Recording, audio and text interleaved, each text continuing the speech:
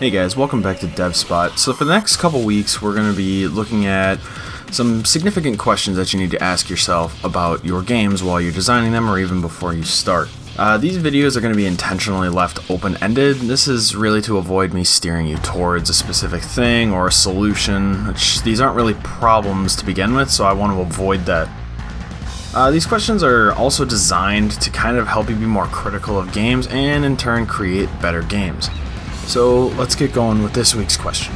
The question we're going to look at this week is where. Now, the reason I chose this one first is because when I get dropped into a game, since sight is typically the first sensation we experience in a video game, and it really is the driving force, the first question I want to ask is, where am I?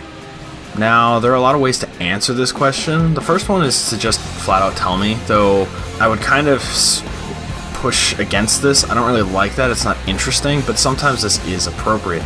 So the way I would probably approach this is to leave hints, landmarks, street signs, anything like that can hint at where you are if it's someplace that's familiar.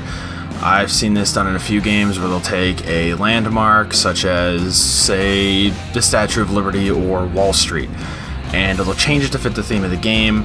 However, that might actually work. This is just one way to do it. If your place is in some place that somebody would be familiar with, obviously this doesn't work, but you can still do similar things instead of just outright giving them a wall of text on this is where you are and this is what's going on here. So I would try and find interesting ways to let the player discover things about where they are or discover where they are in general. Now you can base your entire game around this one question of just figuring out where you are. There are a few games that kind of try and do this. Prey, I think, is an interesting one to look at because it kind of does that, but that actually asks a few more questions that we're going to answer later on in a different video. Now, there are also a couple different questions you need to answer about this location as well. When is it? Are we in modern times? Are we in the past? Are we way in the future? Are we even on a different timeline? Because those are important questions that really change the dynamic of where we are. Now, another one, what's so special about your world? Now, I want to slow down on this one. This can be a really tough question to answer. Mainly because some people tend to be pessimistic about this, and the question here is, what makes this place worth being in? Now, if it's a difficult question, that's okay, and I hope that you're asking yourself this question before you actually start crafting out the world in your game or going into the finer details, because you should know this before you even start building your game. What about the location is worth being in? When you answer this question, if your answer is nothing, this is something you can change. You can add cool characters, scenic locations, hidden rooms. You can make your world very dense, you can make it very lifelike. Especially when you're answering this early on. If you try and answer this late in the development stage, it can be really difficult to fix this. Now, another thing is, what is the history of this place? How did this place come to be the way it is, where it is, when it is? That can be a very fun question to answer, or you can just simply use a real-life place and use the history that place already has. Now, another question about this is what's going on in the world? Where is this world headed? How is it changing, if it's changing at all?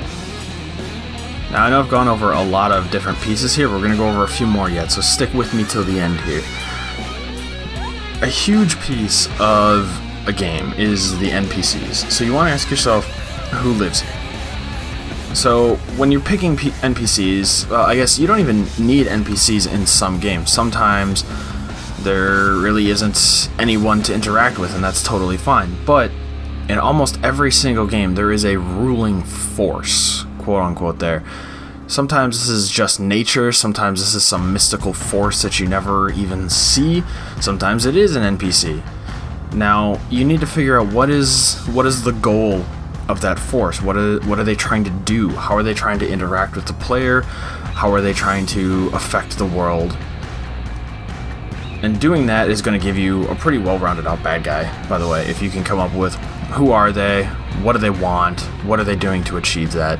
Those are three really good questions for a bad guy in any game.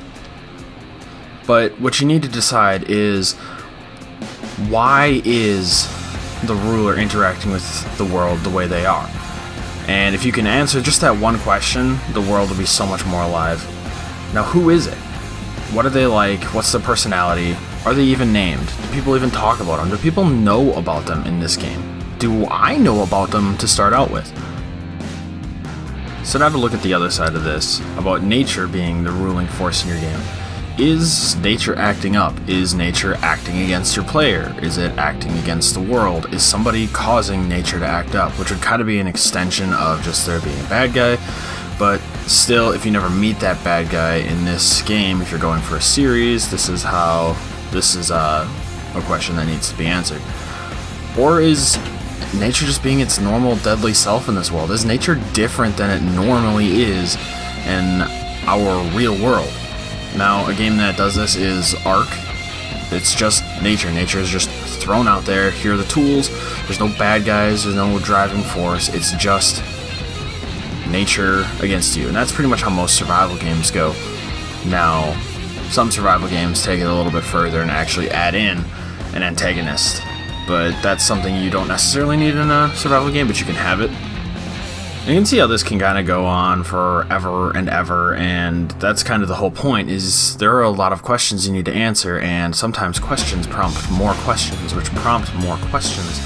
And knowing how those kind of lead and how players can ask this, and having answers for a lot of them can really help your world feel more alive and dynamic. And a diverse world is really what's going to keep players interested in the long run. Having just a simple, straightforward run through, there's no secrets, there's nothing interesting besides I am here to kill the bad guys, or I am here to just solve this puzzle and leave. That makes players not really want to replay the game to discover new things. So adding all this diversity in your game will help keep them around, it'll help players engage more with you because there's more mysteries for them to solve, and will just overall make a better experience for your players.